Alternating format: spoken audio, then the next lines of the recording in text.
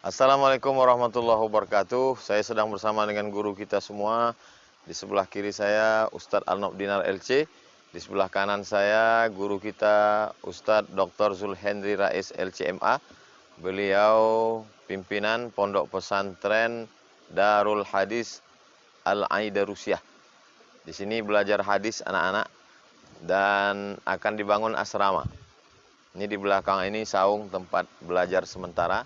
Akan dibangun asrama, dana yang dibutuhkan sebesar 2,5 miliar. Nampaknya besar, tapi kalau kita bersama-sama, walaupun kita bukan orang ahli hadis, kita tidak belajar hadis, tapi kalau kita support pembangunan asrama, anak-anak di sini pagi, petang, siang, malam akan belajar hadis, Sahih Bukhari, Sahih Muslim, Sunan Abi Daud, Sunan Nasai, Sunan Tirmidzi, Sunan Ibnu Majah, Muwatta Malik, Mustadrak Al-Hakim, Sunan Ad-Darimi, Musnad Ahmad bin Hambal, mengalir pahalanya untuk kita. Kirimkan 1, 2, 3 sak semen, batu kerikil, batu bata.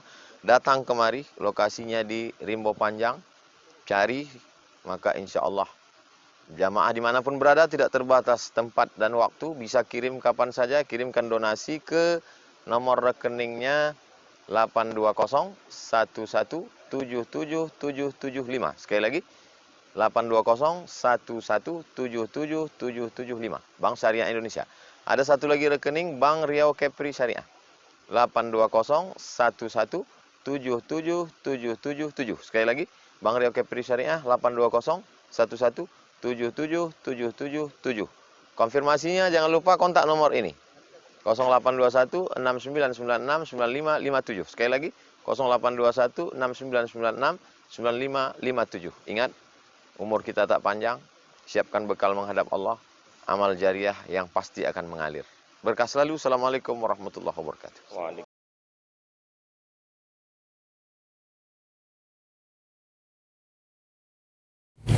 Saudara-saudara yang dimuliakan Allah,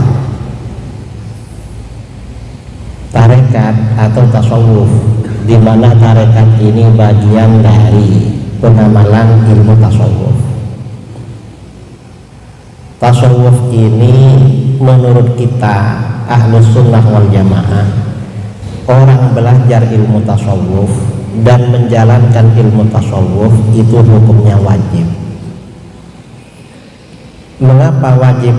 Tanpa tasawuf keislaman seseorang tidak akan sempurna. Mengapa tidak akan sempurna? Dalam hadis riwayat Imam Muslim dari Sayyidina Umar bin Al-Khattab radhiyallahu an, yang dikenal dengan hadis Jibril. Ada 4 pertanyaan waktu itu yang diajukan oleh malaikat Jibril kepada Rasulullah SAW. Pertama, Jibril bertanya, "Man Islam? Islam itu apa?" Lalu dijawab oleh Rasulullah dengan rukun-rukun Islam. Lalu malaikat Jibril bertanya lagi, "Mal iman? Kalau iman itu apa?" Dijawab lagi dengan rukun-rukun iman yang adanya 6. Lalu pertanyaan ketiga, "Mal ihsan? Ihsan itu apa?" Jadi setelah ada Islam, ada iman, ditanya lagi tentang ihsan. Rasulullah menjawab, "Anta abudallaha ka'annaka tarah, fa in lam takun tarah fa innahu yarak." Ihsan itu kamu beribadah kepada Allah seakan-akan kamu melihatnya. Kalau kamu tidak bisa membayangkan seakan-akan kamu melihatnya, maka kamu beribadah kepada Allah seakan-akan Allah melihat kamu. Nah, artinya apa? Ihsan ini memang satu bagian dari 3 pilar di dalam agama yang saling menyempurnakan antara yang satu dengan yang lain. Orang ini kalau yang diamalkan hanya Islam saja, syariat saja, tanpa ilmu tasawuf, ya bisa-bisa menjadi orang fasik dan bisa-bisa tidak khusyuk ibadahnya. Sama juga orang tasawuf saja tanpa syariat, ya bisa menjadi zindik, bisa menjadi munafik, bisa rusak.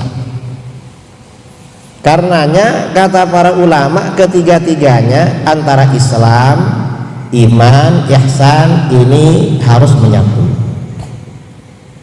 Nah, kajian tentang Islam ini biasanya kajian tentang Islam, hukum-hukum syariat ini biasanya diperankan oleh para ulama ahli fikih, para ulama fuqaha. Para ulama fuqaha ahlinya di dalam ini, di dalam masalah syariah atau ilmu fikih. Di dalam fikih, kita umat Islam di Indonesia sudah barang tentu mengikuti mazhabnya Imam Asy-Syafi'i. Kemudian kajian di dalam masalah keimanan ini menjadi fokus kajian para ulama ilmu akidah. Di dalam akidah kita mengikuti mazhabnya Imam Abdul Hasan Al-Asy'ari, Ahlus Sunnah wal Jamaah di Indonesia. Nah, kajian di dalam ihsan ini menjadi fokus perhatiannya para ulama tasawuf, para ulama akhlak, dan mereka rata-rata para ulama tasawuf. Kemudian kita di negeri kita tasawufnya bermacam-macam, tarekatnya bermacam-macam. Kalau di dalam ilmu tasawuf kita ini Ahlus Sunnah sepakat mazhabnya Imam Junaid Al-Baghdadi. Karenanya kata Imam Tajuddin Ibnu Subki, wa anna tariqatal Junaid tariqun muqawwam, dan sesungguhnya tarekat tasawufnya Imam Junaid Al-Baghdadi adalah tarekat atau jalan yang tegak dan lurus. Itu Imam Junaid. Dan di dalam tasawuf ini memang Ahlus Sunnah wal Jamaah mengikuti mazhabnya Imam Junaid.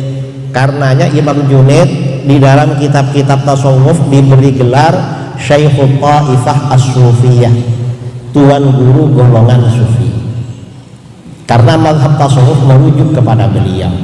Sementara tarekat kita, tarekat tasawuf di negeri kita di Indonesia ini bermacam-macam. Kalau orang-orang Riau, Medan, Padang, dan Aceh ini biasanya tarekatnya Khalidiyah, Naqsyabandiyah atau Naqsyabandiyah Khalidiyah.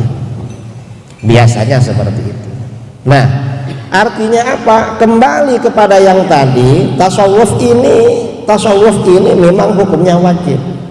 Karena tanpa tasawuf keislaman kita tidak sempurna. Islam itu terdiri dari 3 pilar. Ada Islam, ada iman, ada ihsan. Tasawuf ini fokus mengkaji persoalan ihsan di dalam agama. Kalau mengatakan ilmu tasawuf ini bukan Islam, ya berarti ini perlu ngaji, perlu belajar. Tasawuf itu ihsan, bagian dari ihsan. Ini yang pertama. Yang kedua, mengapa belajar ilmu tasawuf itu wajib? Ilmu ihsan, ilmu tasawuf itu adalah ilmu untuk membersihkan hati. Para ulama sufi ini para ulama yang fokus membersihkan hati. Selain memang kitab-kitab mereka, kajian kitab-kitab mereka itu untuk membersihkan hati, para ulama sufi, para mursyid thariqah ini juga dokter hati. Mereka ini bukan hanya wacana tapi praktek sebenarnya. Ini para ulama sufi. Dan membersihkan hati itu hukumnya wajib, saudara. Karena di dalam Al-Quran Allah Subhanahu wa ta'ala berfirman, qad aflaha man zakkaha wa qad khaba man dassaha. Benar-benar beruntung orang yang menyucikan hatinya. Maksudnya menyucikan hati apa? Menyucikan hati dari penyakit-penyakit hati, dari penyakit riya, dari penyakit ujub, dari penyakit sombong, dari penyakit hasud, dari penyakit dendam, dari penyakit suudzon. Kemudian apa? Ya penyakit-penyakit yang lain, berbagai penyakit.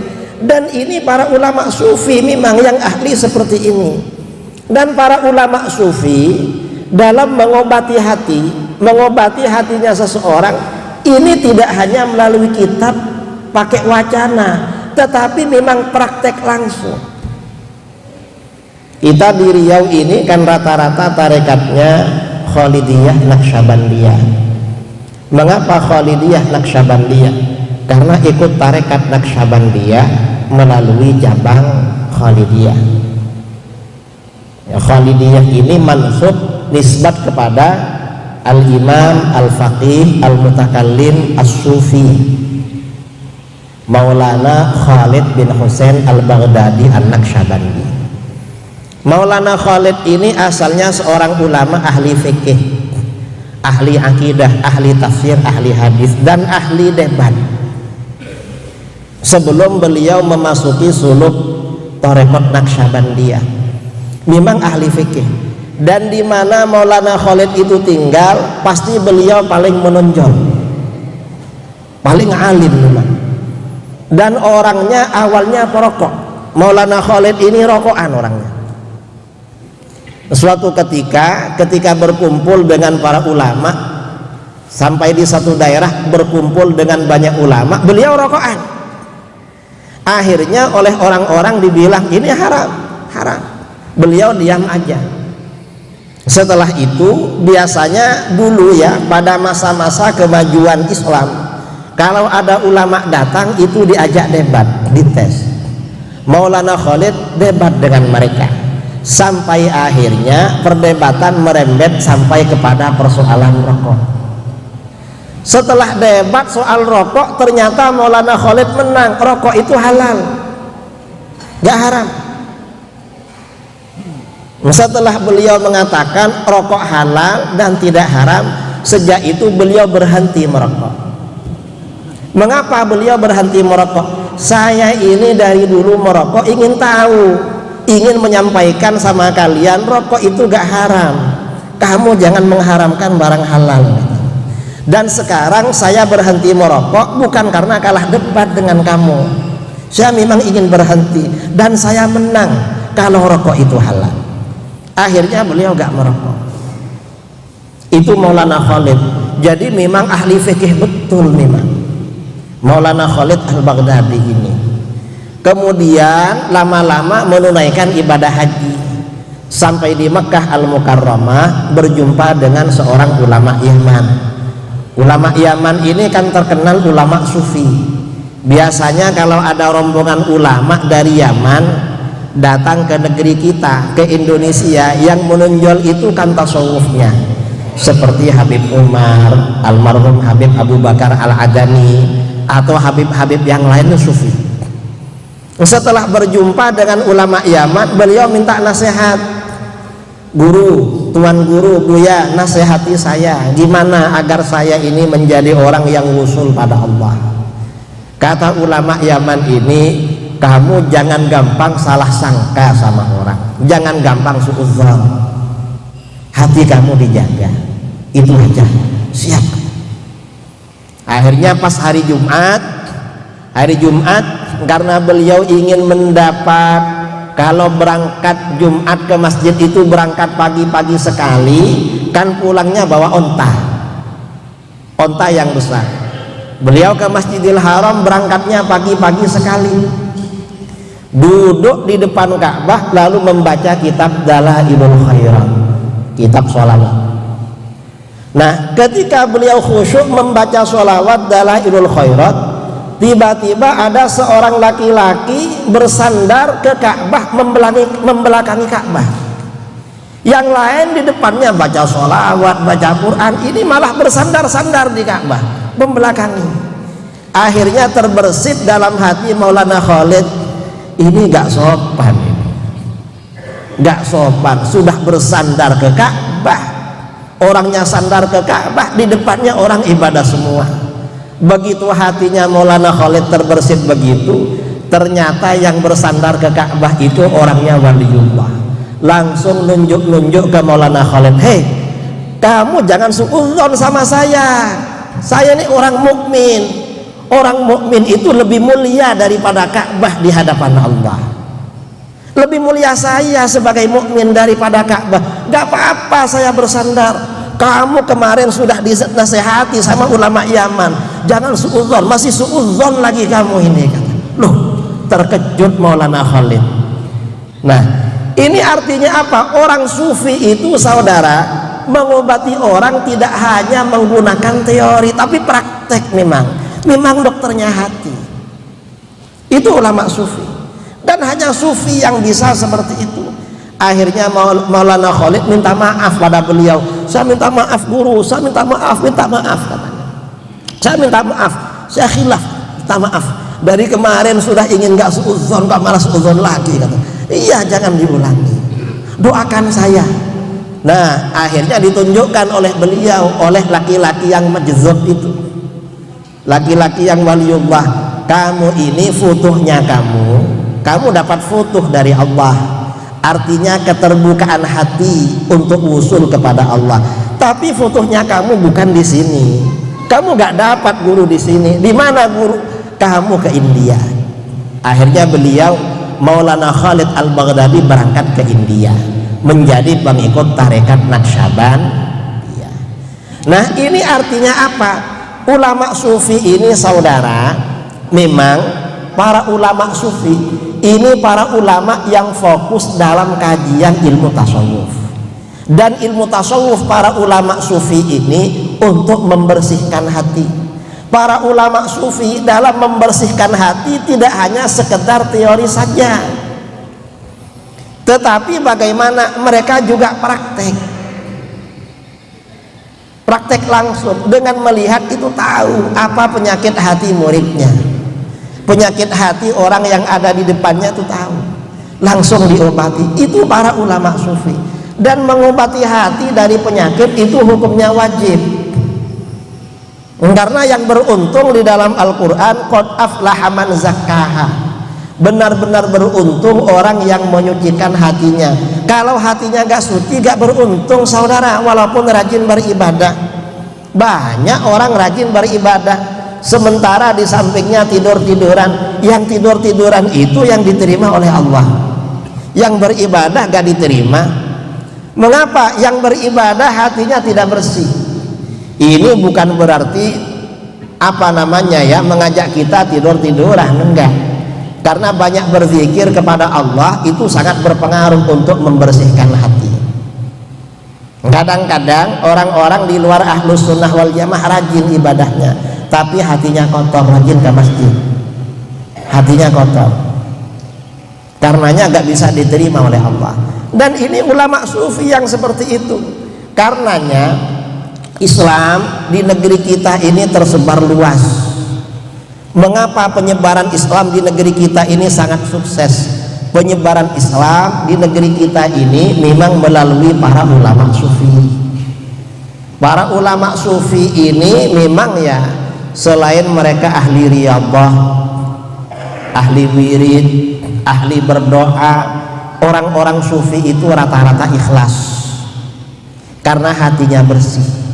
Bermodal keikhlasan itu mereka, para pendahulu kita, leluhur kita, para ulama sufi dulu ini berhasil mengislamkan bangsa Indonesia sampai pada 90%. Coba setelah mayoritas bangsa kita ini Islam, tidak dijajah oleh Portugis, gak dijajah oleh Belanda, mungkin Asia Tenggara ini muslim semua saudara. Karena setelah tinggal sedikit, tinggal beberapa persen, penjajah datang ke negeri kita, dan itu takdir dari Allah, walaupun harus kita lawan gitu. Akhirnya sisa-sisa bangsa kita yang tidak sempat diislamkan malah dikristenkan oleh orang-orang Belanda, orang Portugis dan orang-orang Barat. Ini Islamnya bangsa kita ini dari para ulama sufi. Karena para ulama sufi itu memang pejuang dan orangnya ikhlas-ikhlas. Dan bukan hanya di negeri kita, bahkan di negeri-negeri yang lain seperti di Afrika. Di Afrika itu Islam juga disebarkan oleh para ulama sufi. Para ulama sufi ini menyebarkan Islam itu gampang, cukup modal keikhlasan. Perjuangannya karena bermodalkan ikhlas gampang diterima oleh masyarakat. Ini yang kedua. Jadi bahwa mengikuti ajaran tasawuf itu wajib, karena ajaran tasawuf itu adalah ajaran untuk membersihkan hati. Sedangkan membersihkan penyakit hati itu hukumnya wajib. Kemudian yang ketiga, tarekat sufi. Pengikut tarekat atau sufi. Mengapa diwajibkan oleh para ulama? Orang yang ikut tasawuf itu rajin berzikir. Dan rajin berzikir itu memang perintah Al-Quran. Di dalam Al-Quran Allah subhanahu wa ta'ala berfirman, ya ayyuhalladzina amanu dzkurullaha dzikran katsira. Hai orang-orang yang beriman, berzikirlah kalian kepada Allah sebanyak-banyaknya. Dan orang yang paling rajin berzikir itu ulama sufi, para sufi gak pernah berhenti berzikir. Kalau tarekat Naqsyabandiyah ini zikirnya mengutamakan zikir khafi, zikir sembunyi-sembunyi. Mengapa sembunyi-sembunyi? Agar dalam aktivitas apapun tetap selalu berzikir. Tujuannya itu, dalam aktivitas apapun. Dan itu memang lebih afdal. Zikir khafi ini lebih afdal daripada zikir jahar. Ini tarekat Naqsyabandiyah. Dan memang yang rajin dan istiqomah melakukan zikir ini orang-orang sufi. Di luar sufi gak bisa seperti itu. Nah, orang-orang yang gak suka zikir ini membid'ahkan orang yang zikir. Ini salah alamat namanya. Sekarang ini untuk membid'ahkan orang yang melakukan kemaksiatan gak kurang. Karena sekarang ini karaokean ramai, dangdutan ramai, koplo ramai, yang maksiat-maksiat ramai. Loh, kok yang berzikir yang dibid'ahkan? Ini namanya salah alamat. Orang yang berzikir ikut tarekat sufi itu sama sekali tidak bid'ah. Zikir apapun yang mereka lakukan gak ada yang bid'ah sama sekali, saudara. Itu semuanya memang benar-benar ajaran Islam. Mengapa benar-benar ajaran Islam? Perintah zikir di dalam Al-Quran ini beda dengan perintah-perintah yang lain. Kalau perintah-perintah yang lain, misalnya sholat itu ada aturannya. Melanggar aturan sholat itu bukan dapat pahala tapi dosa. Misalnya habis sholat subuh lalu sholat sunnah, kan gak boleh sholat sunnah habis sholat subuh, ya haram, dapat dosa.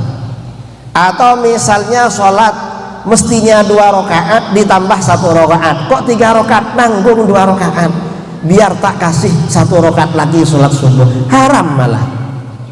Itu kalau sholat. Puasa juga begitu. Puasa itu ada aturan-aturannya.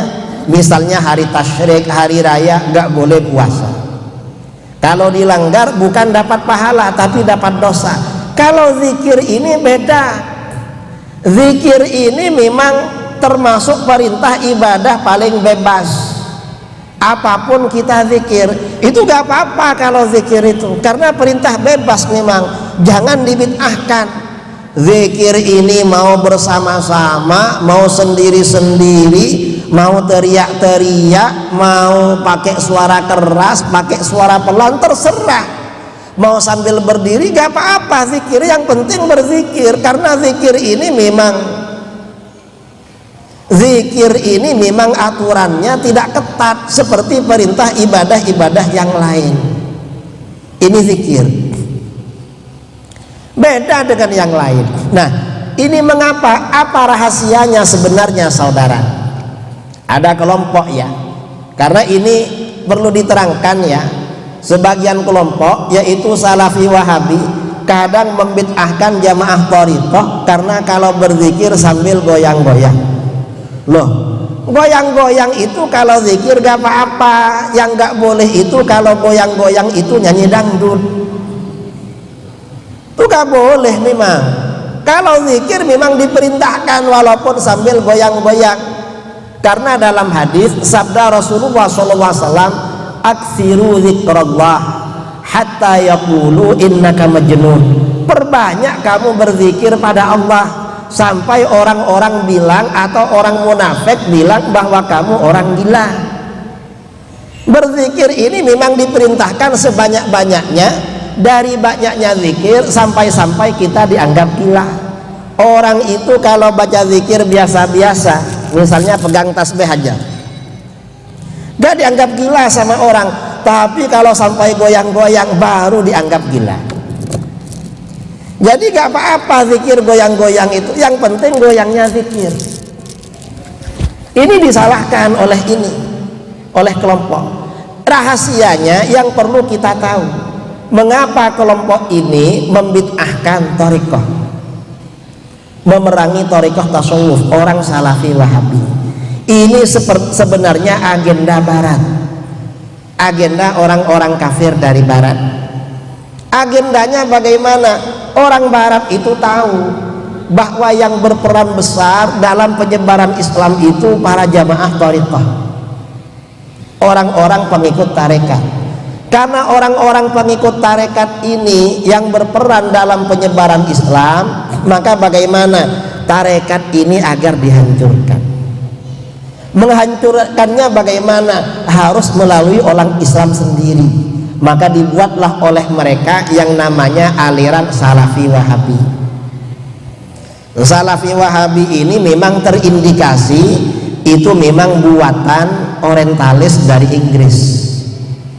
Ada seorang misionaris orientalis, ya misionaris, dia hafal Quran, pandai bahasa Arab, ya mungkin orangnya ada ilmu dalam ilmu agama. Namanya Mr. Hamper, melakukan spionase penyamaran ke Jazirah Arab, lalu dia berhasil mempengaruhi pendiri Wahabi Syekh Muhammad bin Abdul Wahab. Salah satu programnya, karena yang berhasil mengalahkan Barat, Eropa waktu itu pada masa Kesultanan Utsmani di Turki. Tentaranya Sultan Utsmani di Turki ini kan pengikut tarekat memang. Tarekat. Karena gurunya Sultan Muhammad Al-Fatih, Syekh Aqo Syamsuddin itu memang mursyid thariqah. Akhirnya tentaranya pengikut tarekat untuk perang kemana-mana. Akhirnya apa? Islam ini dihancurkan melalui tarekat tasawuf. Caranya bagaimana? Ya dibid'ahkan memang. Dibid'ahkan tasawuf. Karena tarekat tasawuf ini yang pengaruhnya besar, penyebaran Islam kemana-mana, memerangi orang-orang kafir di mana-mana, orang-orang tasawuf memang. Makanya dihancurkan. Ya dibilanglah tasawuf ini katanya ajaran dari luar Islam. Gak betul itu. Tasawuf ini murni ajaran Islam, bukan dari luar Islam. Kalau bilang tasawuf dari luar ajaran Islam, gak betul. Kita yang ada di pondok-pondok ya, yang ada di Dayah, kalau di Aceh, kalau di Medan, di Sumbar, di Riau, mungkin ada di pondok. Coba baca kitab tasawuf Ihya Ulumuddin.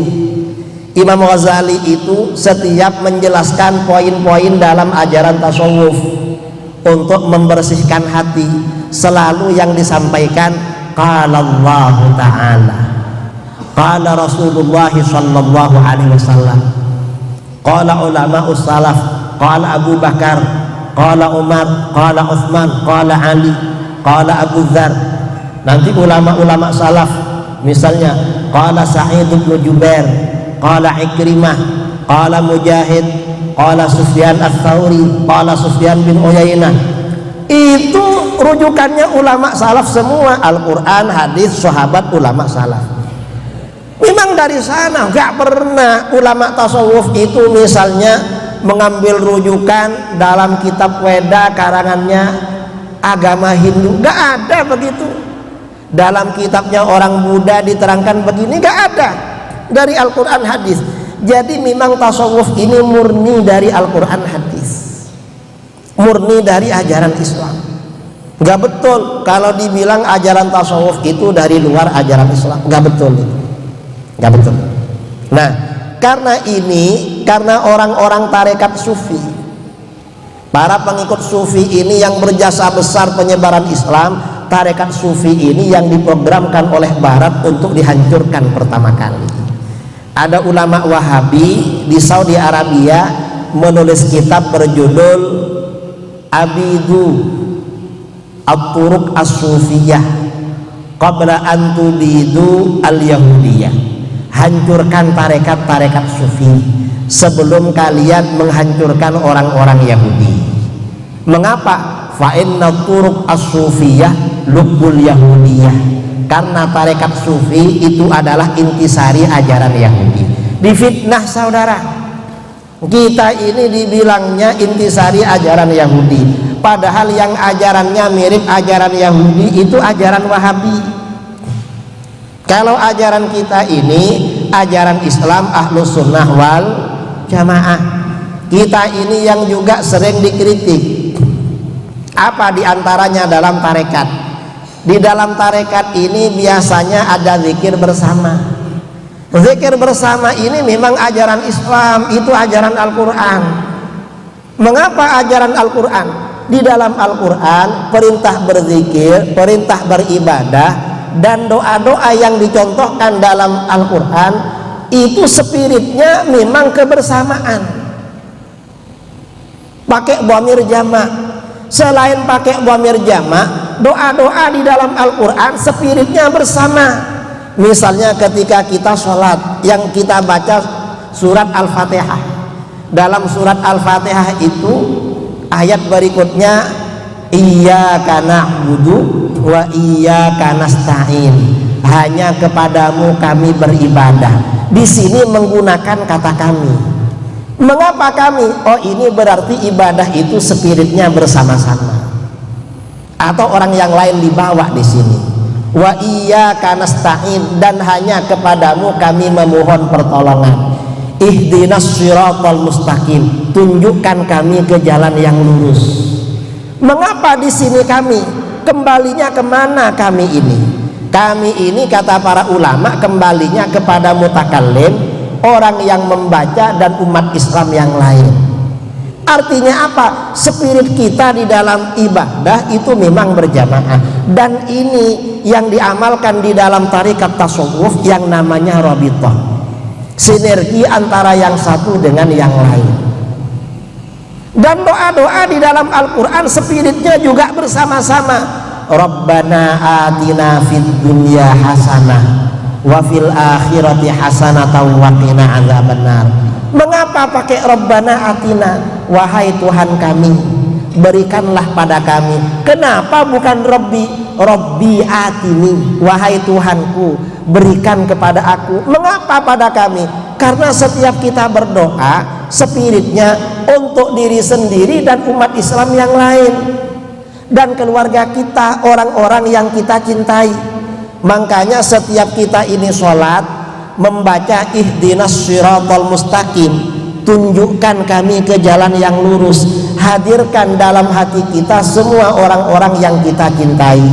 Mungkin ada anak kita kurang rajin, saudara kita, jamaah kita kurang rajin. Hadirkan dalam kekamian ihdinas shiratal mustaqim, agar hidayah nanti memancar pada mereka. Ini memang jamaah spirit di dalam Al-Quran. Karenanya di dalam Al-Quran ya, zikir ini berjamaah, kemudian doa bersama-sama. Kita ini doanya bersama-sama, mengaminkan doanya orang lain. Mengapa doa bersama-sama? Doa bersama ini juga dianjurkan.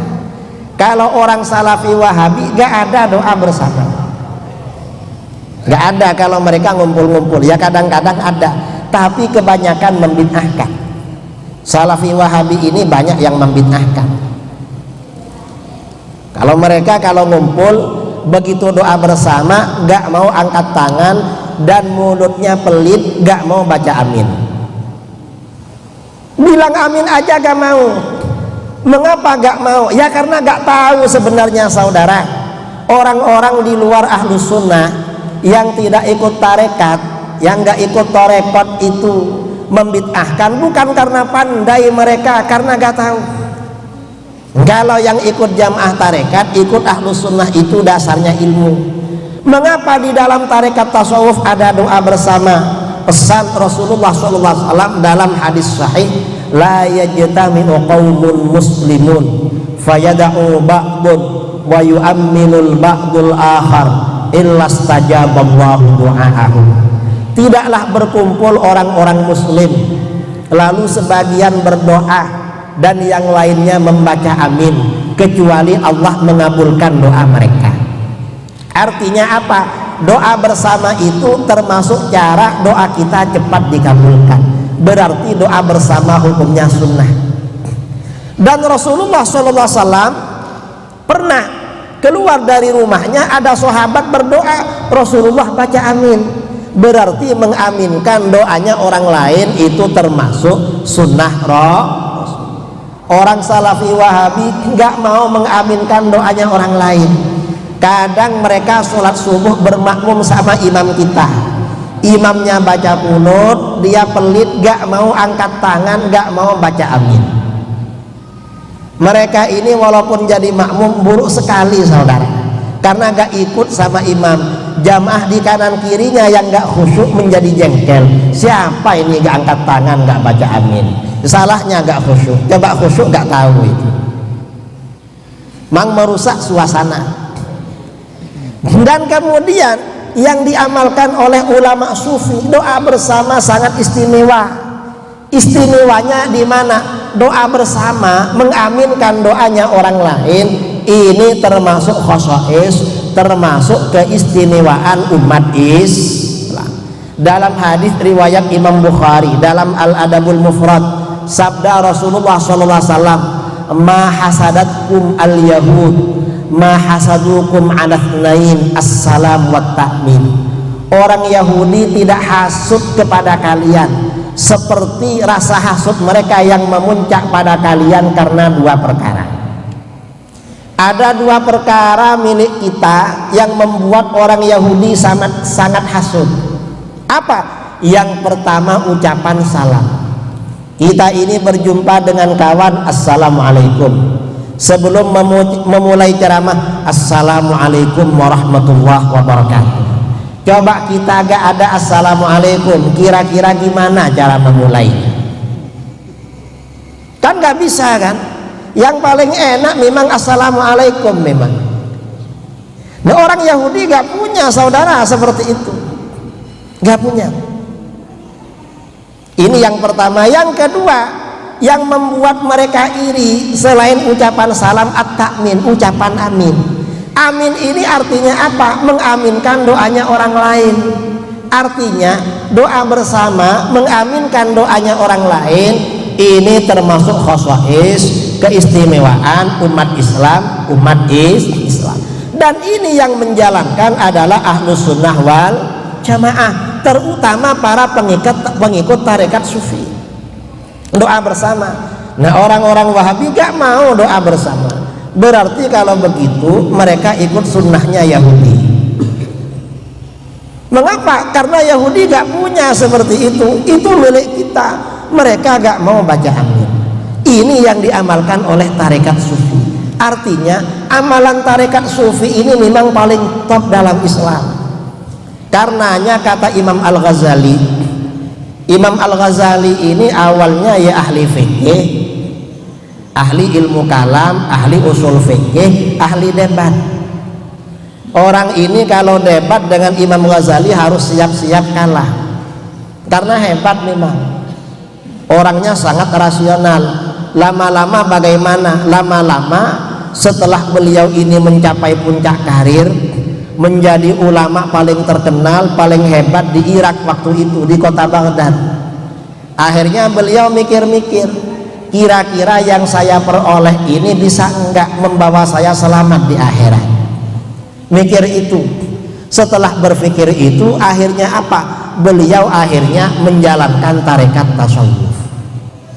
Jadi memang orang yang alim itu yang rasional, lama-lama kembalinya tidak rasional biasanya. Mengapa tidak rasional? Ya bukan tidak rasional, artinya kembali kepada ajaran tasawuf. Contohnya seperti Imam Ghazali dan Maulana Khalid Al-Baghdadi. Orangnya suka debat, suka bertengkar, lama-lama gak puas ikut tasawuf. Lama-lama seperti itu. Itu Imam Ghazali.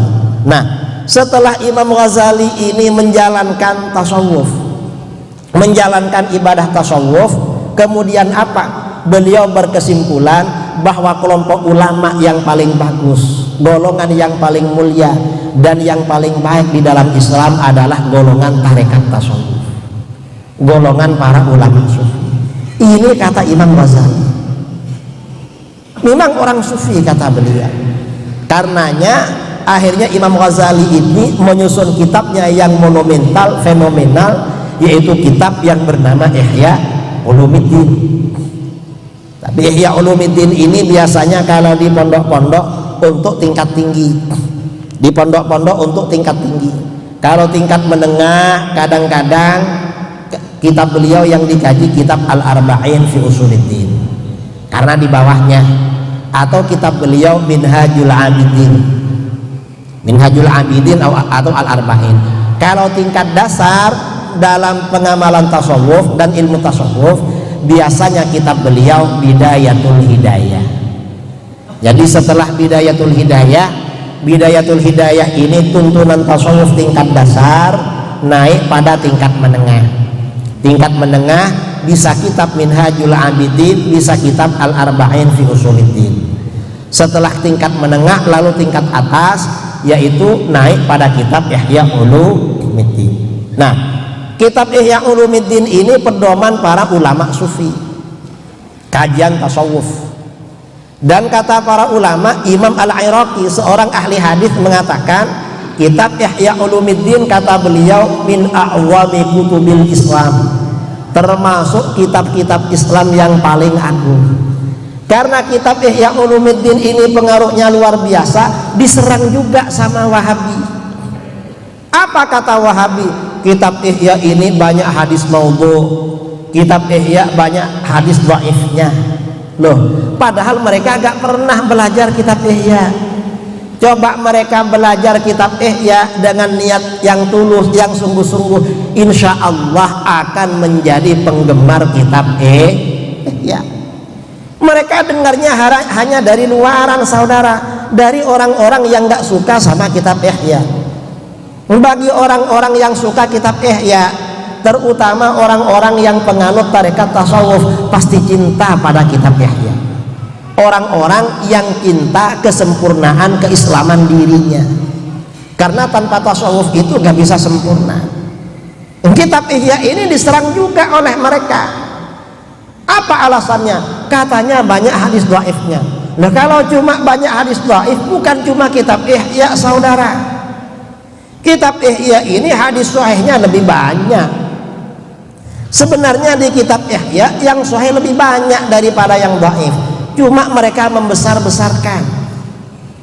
Karena kitab Ihya Ulumuddin ini hadisnya kalau dengan yang diulang-ulang sekitar 5.600 hadis.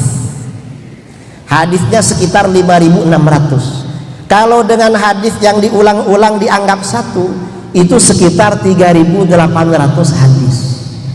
Nah, sekitar 2.000 hadis lebih itu hadisnya sahih, sumbernya dari Bukhari Muslim. Yang 2.000 lebih. Berarti kalau 3.800 diambil 2.000, sisa berapa? 1.800. Yang 1.800-an itu sumber-sumbernya dari Abu Dawud, Sunan Abi Dawud, At-Tirmidzi, An-Nasa'i, Ibnu Majah, dan kitab-kitab yang lain. Kadang dari Sahih Ibnu Hibban, Sahih Ibnu Khuzaimah. Ini yang sisanya. Kemudian ada juga yang dhaif di dalam, tapi yang dhaif gak masalah. Mengapa gak masalah? Karena kebanyakan yang dhaif itu masalah targhib wa tarhib, dan ulama salaf menerima hadis dhaif, targhib wa tarhib. Hatta Syekh Ibnu Taimiyah menerima hadis dhaif. Kemudian ada juga yang maudhu, tapi yang maudhu gak banyak di kitab Ihya. Kitab Ihya Ulumuddin ini kalau diteliti, dikaji, yang maudhu sekitar 20 hadis. 20 hadis, dari hadis jumlahnya 3.800 atau 5.600, kan sedikit, sangat sedikit. Coba bandingkan dengan kutubus sittah, Sunan Abu Dawud, Tirmidzi, Nasa'i, Ibnu Majah. Hadis maudhu'nya ada berapa? Maudhu'nya ada 60, kecuali Sunan Nasa'i yang gak ada hadis maudhu'nya. 60, saudara. Ini masalah hadis maudhu'. Kalau hadis dhaif bagaimana? Lebih banyak lagi. Jangankan kitab yang 4, Bukhari Muslim, kata orang Wahabi, dalam Sahih Bukhari Muslim menurut Ibnu Taimiyah, Ibnu Qayyim al-Jauziyah, dan Al-Albani, gurunya Wahabi, hadis dhaifnya itu sekitar 34 hadis. Padahal kita gak percaya itu. Bukhari Muslim ini menurut kita sahih semua. Ternyata Wahabi bilang Bukhari Muslim hadis dhaifnya lebih dari 30 hadis. Nah, sebenarnya yang nggak ikut hadis itu siapa sebenarnya? Oh, sudah sahih dhaifkan. Artinya apa? Kita ini tetap istiqomah di dalam tarekat tasawuf. Karena kalau nggak ikut tarekat ya nggak bisa membersihkan hati. Memang tarekat tasawuf ini. Dan para aulia, para wali Allah ini ya orang-orang yang ikut tasawuf ini memang. Para aulia Allah ada di tarekat tasawuf, bukan yang lain. Nah, saya kira ini yang perlu saya sampaikan.